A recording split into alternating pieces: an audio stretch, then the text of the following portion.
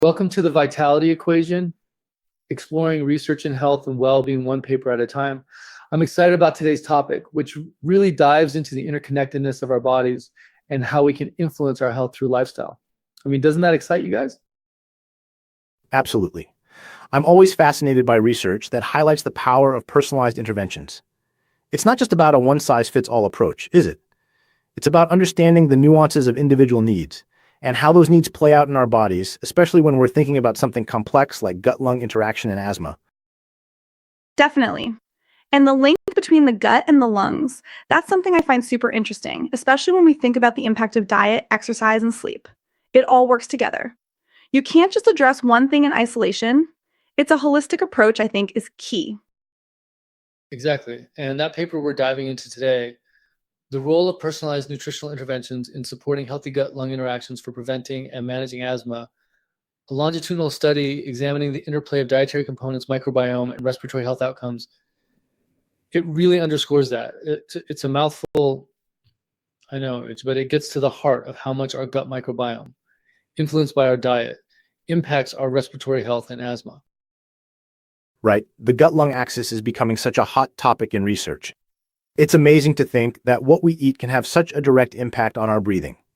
And asthma, as we all know, is a complex condition, and it's often managed with medication, but this study suggests that we could be adding a really powerful tool to our arsenal: personalized nutrition. Yeah, and for me, personalized nutrition brings up the question of exercise too, because what you eat is going to influence how you fuel your body for exercise and then how well you recover. And then, of course, there's sleep, which is crucial for both recovery and for modulating the gut microbiome itself. It's like a perfect storm. If one of those pieces is missing, it can throw the whole system off balance.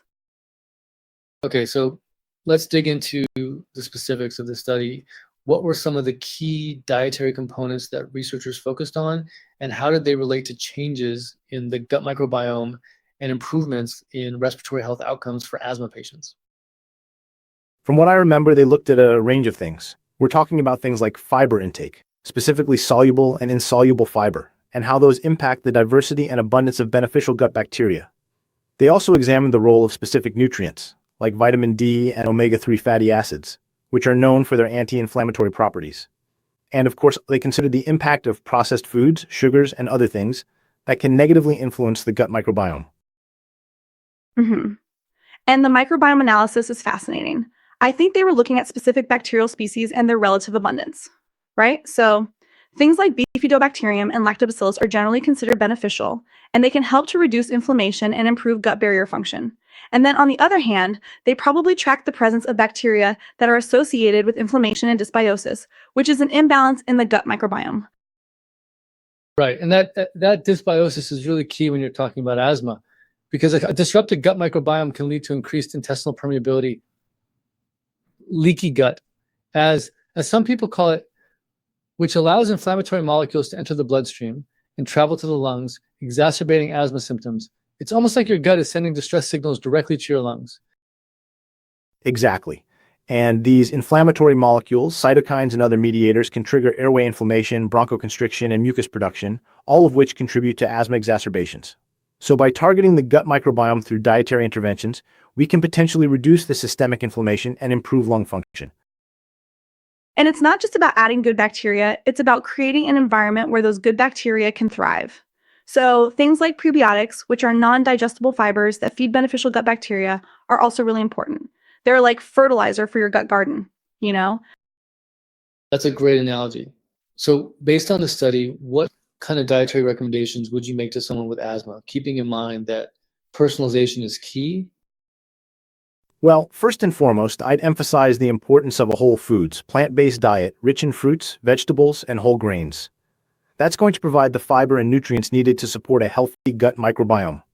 I'd also encourage limiting processed foods, sugary drinks, and excessive amounts of red meat, as these can all contribute to gut dysbiosis and inflammation. Yes. And let's not forget the importance of fermented foods like yogurt, kefir, sauerkraut, and kimchi. These are natural sources of probiotics, which can help to replenish the gut microbiome with beneficial bacteria. Though it's important to be mindful of histamine intolerance for some individuals with asthma, so a gradual introduction is key. That's a really good point about histamine intolerance. It's a great example of how personalization is so critical. What works wonders for one person might be a trigger for another. And that's where things like food sensitivity testing, or even just careful food journaling and symptom tracking, can be incredibly helpful. Absolutely. And it's not just about what you eat, it's also about how you eat. Mindful eating practices can help to improve digestion and nutrient absorption, which can further support a healthy gut microbiome. Things like chewing your food thoroughly, eating slowly, and paying attention to your body's hunger and fullness cues can make a big difference. Definitely.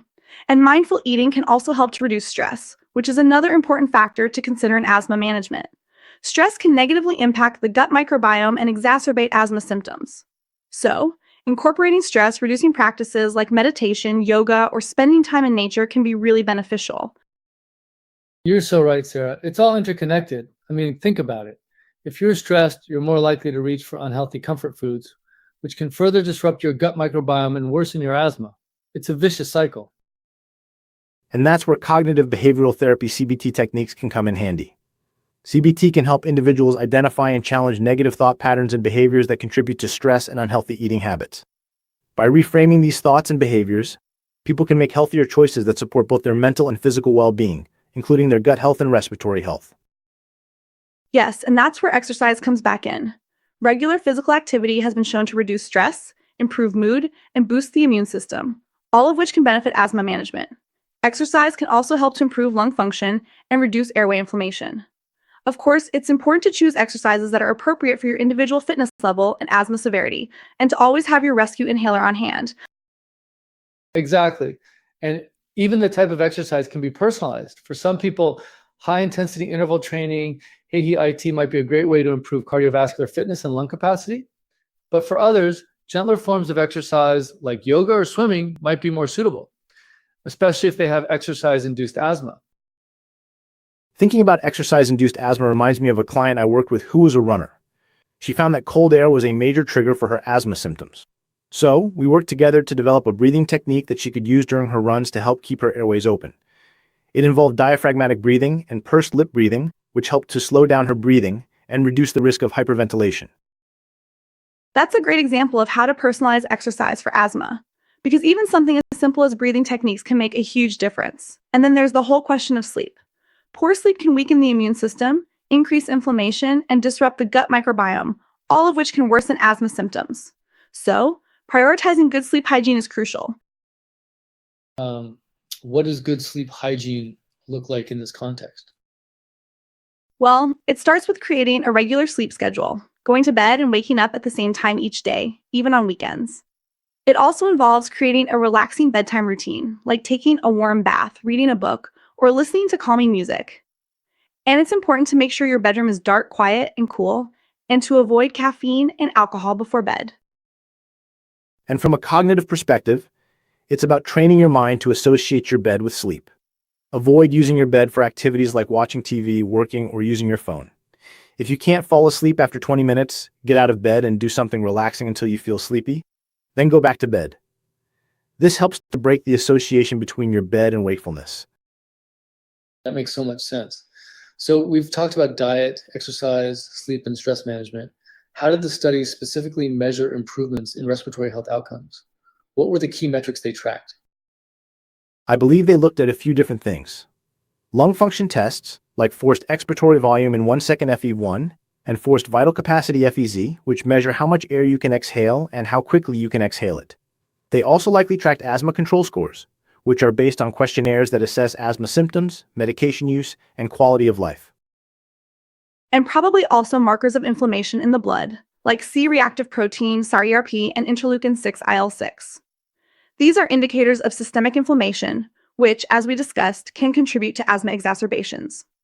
Lowering these markers would suggest that the nutritional interventions are having a beneficial effect on reducing inflammation. Right. So by tracking these metrics over time, the researchers could see whether the personalized nutritional interventions were actually making a difference in asthma control and lung function. It's not just about feeling better, it's about having objective evidence to support the effectiveness of these interventions. Exactly. And the longitudinal aspect of the study is important because it allows researchers to see how these interventions affect asthma over the long term. It's not just about a quick fix, It's about creating sustainable changes that can improve respiratory health for years to come. Yeah, and that's where adherence comes in. If people aren't able to stick to the dietary recommendations or exercise plans, then the interventions aren't going to be effective. So, it's important to work with individuals to create personalized plans that are realistic and sustainable for their lifestyles. Okay, let's shift gears a bit. This is all really fascinating from a scientific standpoint, but how can we translate these findings into practical advice for people living with asthma right now? What are some concrete steps they can take to start improving their gut-lung interaction and managing their asthma through personalized nutritional interventions? I think the first step is to consult with a healthcare professional, such as a doctor, registered dietitian, or certified health coach. They can help to assess your individual needs, identify any potential food sensitivities or allergies, and develop a personalized plan that's right for you. It's crucial to have a professional guide you through the process, especially if you're making significant changes to your diet or exercise routine. Yes, and that professional can also help you to monitor your symptoms and adjust your plan as needed. It's not a one and done thing. You need to be willing to experiment and see what works best for your body. And that's where food journaling and symptom tracking can be really helpful. What about simple starting points, things people could realistically implement this week? Start with small, manageable changes. For example, aim to eat one more serving of fruits or vegetables each day, or swap out sugary drinks for water or herbal tea. Small changes can add up over time and make a big difference in your overall health. The key is consistency. It's better to make small, sustainable changes than to try to overhaul your entire lifestyle overnight. And don't underestimate the power of mindful eating. Even just taking a few minutes to slow down and savor your meals can improve digestion and nutrient absorption. Turn off the TV, put away your phone, and focus on the taste, texture, and smell of your food. It's a simple practice that can have a profound impact. I love that. And I'd add, try to incorporate some form of movement into your daily routine, even if it's just a short walk. Physical activity can help to reduce stress, improve mood, and boost the immune system. And aim for at least 7 to 8 hours of quality sleep each night. Create a relaxing bedtime routine and make sure your bedroom is conducive to sleep. Right? And if you're feeling overwhelmed, break it down into smaller steps. Focus on one aspect of your lifestyle at a time. For example, start with your diet, then move on to exercise, and then focus on sleep. Trying to change everything at once can be overwhelming and lead to burnout. Yeah, and be patient with yourself. It takes time to make lasting changes. Don't get discouraged if you slip up or have a bad day. Just get back on track the next day. It's a journey, not a destination. Okay, so we've covered a lot of ground here. We've talked about the gut-lung axis, the importance of personalized nutritional interventions for asthma management, and some practical steps people can take to improve their respiratory health. What are some areas where you'd like to see future research in this field? I'd love to see more research on the specific mechanisms by which the gut microbiome influences lung function. What are the specific bacterial species that are most beneficial for asthma management? And what are the metabolic pathways involved? Understanding these mechanisms could lead to the development of more targeted and effective interventions. Specifically, what cognitive distortions are most correlated to specific gut biomes? Yes, and I'd like to see more research on the role of exercise and sleep in modulating the gut microbiome and improving asthma control. What types of exercise are most beneficial for asthma patients? And how does sleep deprivation affect the gut microbiome and respiratory health? How can we optimize exercise and sleep to synergistically improve gut-lung interaction and asthma outcomes? Also, how does exercise impact the production of short-chain fatty acids SFAs by gut bacteria? And how do these SFAs influence airway inflammation and lung function? From my perspective, I'd love to see research into the long-term effects of personalized nutritional interventions on asthma outcomes. Are these interventions sustainable over the long term? And do they lead to a reduction in medication use and healthcare costs? Can mindfulness and meditation practices enhance the effectiveness of these interventions by reducing stress and improving adherence? Also, how can we use technologies such as wearable sensors and mobile apps to personalize nutritional interventions and track their effectiveness in real time? That's a great point about technology. Imagine having an app that analyzes your gut microbiome data and provides personalized dietary recommendations based on your individual needs. That could be a game changer for asthma management. Absolutely. And imagine wearable sensors that track your sleep patterns and exercise levels, and then provide personalized recommendations for optimizing your sleep and exercise routines to improve your gut-lung interaction and asthma control. The possibilities are endless. It's incredibly exciting to think about the future of personalized medicine and how we can use these tools to empower people to take control of their health. It's not just about treating disease, it's about preventing disease and optimizing well-being. And this paper really highlights the potential of personalized nutritional interventions to play a key role in that future. Well, this has been a fascinating discussion. I've learned a lot about the gut-lung axes and the importance of personalized nutritional interventions for asthma management. It's clear that a holistic approach that considers diet, exercise, sleep, and stress management is essential for improving respiratory health. Definitely. And I'm inspired to continue exploring these topics and to find ways to translate these research findings into practical advice that can help people living with asthma. It's all about empowering people with the knowledge and tools they need to live healthier, happier lives. I agree completely. And I think it's important to remember that everyone's journey is unique. And what works for one person may not work for another. It's all about experimentation, self-discovery, and working with healthcare professionals to find the right path for you. Thanks for joining me today. I think that is a wrap.